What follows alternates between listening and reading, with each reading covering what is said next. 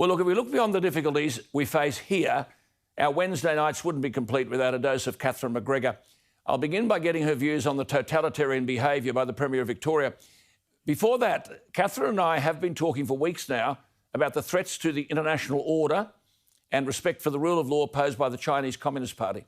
Without being alarmist, and let's face it, there are enough of them in positions of political leadership in Australia already, Catherine McGregor is not alone in saying that China's behaviour mirrors the rise of the Nazi Party in the 1930s. More importantly, along with that, are we all becoming Neville Chamberlains, asleep at the wheel, seduced? We've learned in the last week alone that the United States has launched more than 1,000 investigations into China's actual and attempted theft of American technology, and they've swooped on scores of academics. To suffice to say, the world of academia has been shaken. Many of these FBI probes, thousands of them, into actual theft or attempted theft of US technology involve what is called the 1,000 Talents Program. Now, this is the Chinese Communist Party program that seeks to harness, by whatever method, the scholarship, innovation and technology of the outside world to strengthen its own position in the world. In short, increase its power in its rivalry with the rest of the world. And what it requires is that for contracts involving research and inventions connected with the program, the copyright must be registered in China, irrespective of whether the research has been done here or includes Australian funding. And in return, the academics reportedly rake in bonus money from a Chinese-affiliated university. Our Education Minister, Dan Tehan, doesn't seem to understand any of this. The Chinese government, put simply, is recruiting leading Australian scientists for a secretive research program and is bribing Australian academics with perks and salaries. Apparently, dozens of leading scientists across our country have been recruited. What it means bluntly, China using Australian scholarship, Australian inventions, Australian technology to grow their own military strength and develop the best weapon capability. What about that? Let's go to Catherine McGregor on two fronts, both disturbing. Firstly, the domestic front. Catherine, Daniel Andrews, surely these emergency powers won't be granted by the Parliament?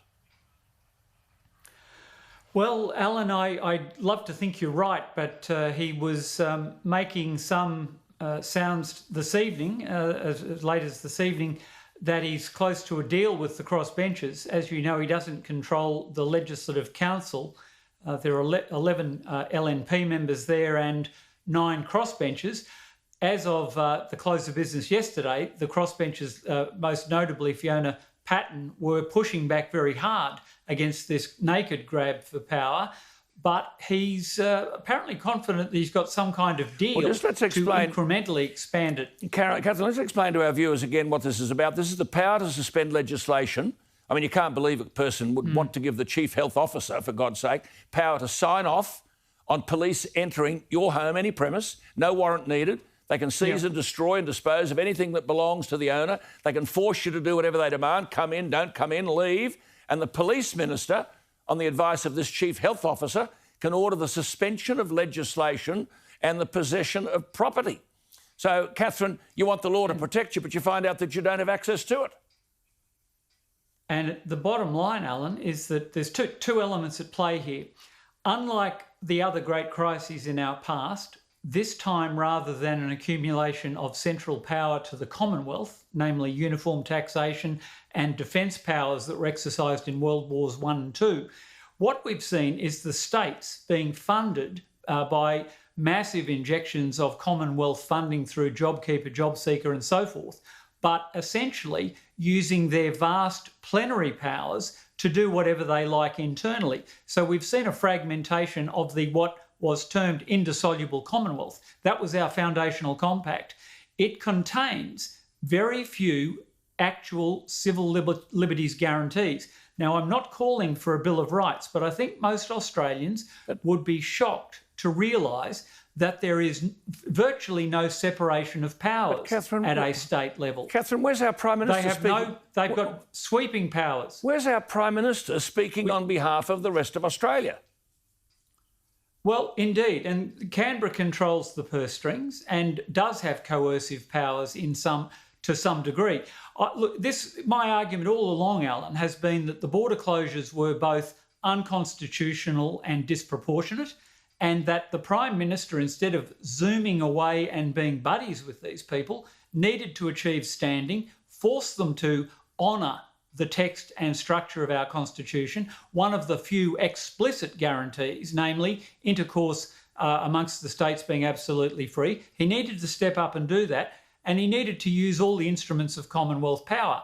And if there is to be an emergency, then get the premiers in a room, not on a Zoom conference, and have a referral of emergency powers. Correct. So that under the nationhood power, the Commonwealth can regulate hotspots as required, use the military, do whatever they need to do. Absolutely. But this nonsense of each state making it up as it goes along with 6 separate chief medical officers, and look, Alan, I hate to say it, it is highly likely that if this bill does get through the Legislative Council, the breadth of power available to a state government under our Constitution, they are created by the same Constitution that founded the Commonwealth. They have enormous plenary powers where legislation is not subject to the sort of Chapter 3 of the judiciary checks that can be found at a Commonwealth level. Stuff. The guarantee of jury trial, for instance, is a guarantee only against Commonwealth offences under indictment. Well, it's it's the power to suspend legislation. It's terrifying, and I just think national leadership should be striking out against it. Let's just go to this 1,000 talents plan. 1,000 talents plan. What do you make of all of this? China. Well, totally predictable. It is yet another example of Xi Jinping's civil-military fusion. We've talked in the past about the United Front, the returning diaspora students technique that they use to accumulate intellectual property and essentially technology theft from foreign countries. This is the most brazen and potentially more dangerous because it's so far-reaching. I was staggered at the sums of money, and given the haircut that the tertiary sector is taking at the moment, some of the salaries being paid supernumerary to their own salaries to some of these academics are quite extraordinary. And it's an encouragement, essentially a licence for intellectual theft. Again, the Commonwealth, as you said, Dan Tehan is a friend of mine. I admired him immensely when he was in Veterans Affairs, but he doesn't seem to grasp the gravity of this issue or the freedom of speech on campus issue. And the Commonwealth really needs to slam these universities, frankly. They're corporations. If you look at the legal status of UNSW, which is one of the leading proponents of this stuff, they are corporations within the meaning of the corporation's power of the Commonwealth. The Commonwealth should just legislate these things out of existence. Absolutely. Tear these deals up. Well, you mentioned pass legislation saying no collaboration with Chinese institutions. Right. Or invoke the external affairs power. You mentioned the universities. Let me just bring in here this young fellow from the University of Queensland, Drew Pavlou, because we're talking about Chinese communist infiltration into universities. Queensland University has 53,000 foreign students, 20,000 are international, half from China, 679 million in direct tuition fees. And this 21-year-old Drew Pavlou had been peacefully vocal in his criticism of Chinese influence at the university and defending democracy in Hong Kong. So he organised an anti-China protest, peaceful, on campus last year, criticising peacefully China's behaviour in relation to Hong Kong. But 200 pro-Chinese Communist Party students showed up, and these are the videos showing these people screaming and tearing down posters and playing the Chinese national anthem and assaulting the pro-Hong Kong students with this sort of thuggish behaviour you can see there now. But the Chinese Consul General in Brisbane is on the university's academic staff, an adjunct professor.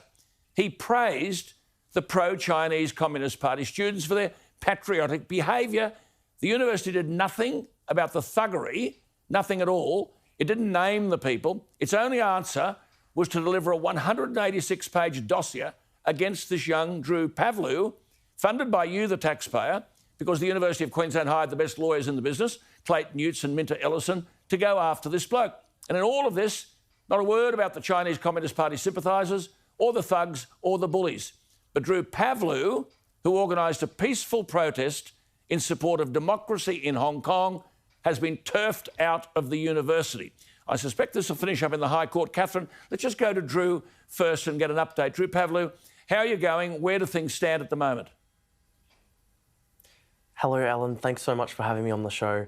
We really appreciate your support, my family, and my family really appreciate, because few people have been standing up for me, so we really appreciate it. We're currently at a stage where I've been kicked off the University of Queensland Senate. I have been expelled. In my place on the University Senate, they've put in a pro-China university administration approved candidate. They've put a total ban on me setting foot on campus. They've really been successful in their attempt to throw me out and make an example of me for speaking up simply for democracy and human rights. And I mean, even though the ABC revealed that multiple allegations UQ used against me were actually fabricated, had actually been manufactured by the university's kangaroo court still followed the instructions of the university's lawyers to expel me. And now they've had their way. So now, this Monday, the 31st, Bob Katter will be introducing a motion in Parliament calling for a wide-ranging federal inquiry into Chinese Communist Party influence on campuses across this country. I'm not the only student who's been persecuted in this way. Sadly, Hong Konger, Chinese, Uyghur and Tibetan students continue to be intimidated, continue to be terrorised by supporters of the Chinese government. They are terrorised into silence. We want a full federal inquiry. All right. It should be a bipartisan issue if you support democracy and human rights. I should say that we've not heard a word from anyone in opposition or in the government in support of this bloke. Catherine, can you come in here?